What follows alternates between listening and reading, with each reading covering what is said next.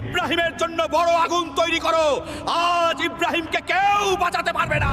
এটি একজন বাদশাহর হুকুম ছিল, এটি পুরো কওমের ফয়সালা ছিল। হযরত ইব্রাহিম আলাইহিস সালাম তার কওমকে বারবার বুঝিয়েছেন যে এই মূর্তিগুলো না শুনতে পারে, না বলতে পারে, না কোনো ক্ষতি করতে পারে, কিন্তু তার কওম তাদের বাপ দাদার রীতিনীতির উপর অটল ছিল। তারা পাথরের মূর্তির সামনে সিজদা করত এবং সত্যের কথা শুনে রাগে ফেটে পড়ত। তারপর একদিন যখন পুরো কওম উৎসবের জন্য শহরের বাইরে গেল, তখন হযরত ইব্রাহিম আলাইহিস সালাম মূর্তিশালায় প্রবেশ করলেন। তিনি ছোট বড় সব মূর্তি ভেঙে ফেললেন, শুধু সবচেয়ে বড় মূর্তিটিকে ছেড়ে দিলেন, যাতে মানুষের কাছে সত্য পরিষ্কার হয়ে যায় যে যাদের তারা পূজা করে তারা তো নিজেদের রক্ষাও করতে পারে না। যখন মানুষ ফিরে এলো এবং তাদের উপাস্যদের ভাঙা অবস্থায় দেখলো, তখন তাদের রাগ আকাশচুম্বী হলো। তারা জিজ্ঞেস করলো, এটি কে করেছে? লোকজন বলল, একজন যুবক আছে, তার নাম ইব্রাহিম। তারপর হযরত ইব্রাহিম আলাইহিস সালামকে সবার সামনে আনা